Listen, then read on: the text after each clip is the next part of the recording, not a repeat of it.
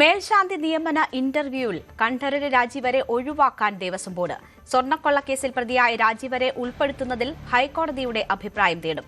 Special commissioner വഴി ഹൈക്കോടതിയെ സമീപിക്കാനാണ് ബോർഡിൽ ധാരണയായത്. മേൽശാന്തി അഭിമുഖത്തിൽ തന്ത്രി കുടുംബത്തിൽ നിന്ന് 2 പേർ പങ്കെടുക്കുന്നതാണ് പതിവ്. കണ്ഠരര് രാജീവരുടെ ഊഴത്തിൽ മകനെ നിയമിക്കണമെന്ന് അപേക്ഷ ലഭിച്ച സാഹചര്യത്തിലാണ് കോടതിയെ സമീപിക്കുന്നത്. അനാരോഗ്യം മൂലം താന്ത്രിക ചുമതലയ്ക്ക് ഇല്ലെന്ന് കണ്ഠരര് രാജീവര് ബോർഡിനെ അറിയിച്ചു. പകരം മകൻ ബ്രഹ്മദത്തനെ നിയമിക്കണമെന്നാണ് ആവശ്യം. ചിങ്ങം 1 മുതൽ കണ്ഠരര് രാജീവരുടെ ഊഴമാണ്. കഴിഞ്ഞ ദിവസം ചേർന്ന ബോർഡ് യോഗത്തിലാണ് ദേവസ്വം ബോർഡ് നിർണായകമായ തീരുമാനം കൈക്കൊണ്ടിരിക്കുന്നത്.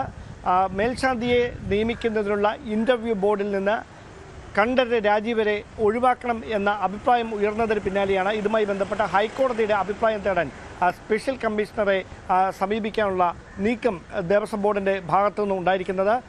ശബരിമല സ്വർണ്ണക്കൊള്ളക്കേസിൽ കണ്ഠരര് രാജീവര് പ്രതിയായതിനാൽ ഈ മേൽശാന്തി നിയമന ബോർഡിൽ അദ്ദേഹത്തെ ഉൾപ്പെടുത്തുന്നത് അനുചിതമാകുമെന്ന കാര്യം ഹൈക്കോടതിയെ സമീപിക്കാനുള്ള നീക്കമാണ് ആരംഭിച്ചിരിക്കുന്നത്. അതോടൊപ്പം തന്ത്രിയുടെ ഊഴത്തിലും ഒരുപക്ഷെ മാറ്റം ഉണ്ടായേക്കുമെന്നുള്ള സൂചനകളാണ് വരുന്ന ചിങ്ങം 1 മുതൽ ശബരിമല തന്ത്രിയുടെ ചുമതല കണ്ഠരര് രാജീവർക്കാണ്. പക്ഷേ അദ്ദേഹം അനാരോഗ്യം അലട്ടുന്നത് മൂലം താന്ത്രിക വിധികൾ ചെയ്യാൻ ചില ബുദ്ധിമുട്ടുകളുണ്ട്. അതിന് പകരം മകൻ ബ്രഹ്മദത്തനെ പരിഗണിക്കണമെന്ന ആവശ്യം മുമ്പോട്ട് വെച്ചിരുന്നു. ഈ കാര്യവും ബോർഡിൻ്റെ പരിഗണനയ്ക്ക് വന്നിരുന്നു. പക്ഷേ നിലവിൽ ഈ വിവാദങ്ങൾ നിൽക്കുന്ന പശ്ചാത്തലത്തിൽ ഒരുപക്ഷെ ഈ തന്ത്രിയുടെ ഊഴത്തിലും മാറ്റം വരുത്തിയേക്കുമെന്നുള്ള വിവരങ്ങളാണ് ഇപ്പോൾ പുറത്തുവരുന്നത്. കൂടുതൽ വാർത്തകൾക്ക് News 18 Keralam YouTube channel subscribe ചെയ്യുക.